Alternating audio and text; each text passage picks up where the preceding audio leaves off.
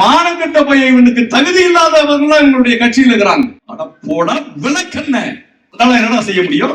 5% வாக்குகளை கூட பெற முடியாமல் நடிகர் விஜய் அவனும் தோத்து அவன் கட்சியும் தோத்து போகும். இந்த உலக நாட்டில் நான் தேடிக்கொண்டிருக்கிறேன் சட்டமன்றத்திலே உன் தகப்பனாரை என்று சொல்கிறானே, நான் கேட்கிறேன், மானங்கட்ட தமிழ்நாட்டினுடைய முதலமைச்சர் உன்னை சட்டமன்றத்துக்குள்ள வச்சு பாத்துக்கிறோம்டா.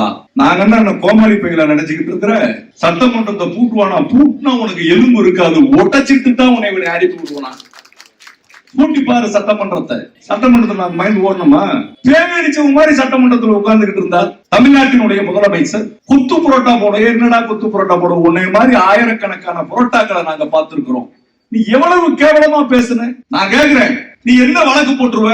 வழக்கு போடுறேங்கிறான், மிரட்டுவேங்கிறான், எம்எல்ஏ விலை பேசுறேங்கிறான். முதல்வர் ஜோசப் விஜய்க்கு மிரட்டல் கொடுக்கிற வகையில பேசியதா விளாத்திக்குளம் திமுக சட்டப்பேரவை உறுப்பினரான மார்க்கண்டையன் மீது 3 பிரிவின் கீழே வழக்கு பதிவு செய்யப்பட்டு அவரை கைது செய்யப்பட்டிருக்க நிலையில திமுகவினர் இப்போ போராட்டத்துல ஈடுபட்டிருக்காங்க.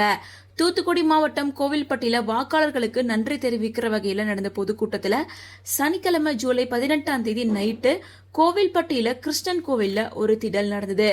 கூட்டத்துல பேசின விளாத்திக்குளம் சட்டப்பேரவை உறுப்பினரான ஜிவி மார்க்கண்டையன் பேசும்போது, முதலமைச்சர் விஜய் பேரவையை பூட்டினாலும் எலும்பு உடைப்போம் அப்படின்னு மிரட்டுற வகையில பேசினதுதான் சர்ச்சையாயிருக்கு.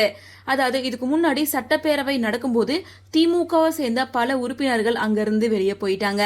சோ அடுத்த முறை அசம்பிளி நடக்கும்போது கதவெல்லாம் பூட்டி வச்சிருங்க அப்படின்னு பேரவையில முதலமைச்சர் விஜய் அவர்கள் பேசியிருந்தோட எதிரொலியாதான் இவரு இப்படி பேசியிருக்காரு. தொடர்ந்து சனிக்கிழமை அவர் பேசுறதை தொடர்ந்து ஞாயிற்றுக்கிழமை அவர் வீட்டுல அவர் அரெஸ்ட் பண்றதுக்காக போயிருக்காங்க. அப்போ அவரு வாக்கிங் முடிச்சுட்டு வீட்டுக்கு வந்ததால வீட்டுக்கு போயிட்டு நான் ரெடி ஆயிட்டு வந்துடுறேன் அப்படின்னு சொல்லியிருக்காங்க.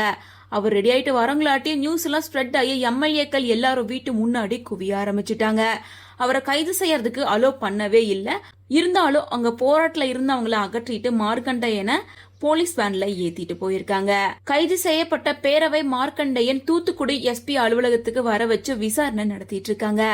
விளாத்திக்குளம் எம்எல்ஏ ஜிவி மார்க்கண்டையன் மீது இப்போ தூத்துக்குடி மாவட்ட குற்றப்பிரிவு போலீசார் BNS சட்ட பிரிவுப்படி 351, 352, 353 பிரிவுகளின் கீழே வழக்கு பதிவு செய்யப்பட்டு அரெஸ்ட் பண்ணியிருக்காங்க.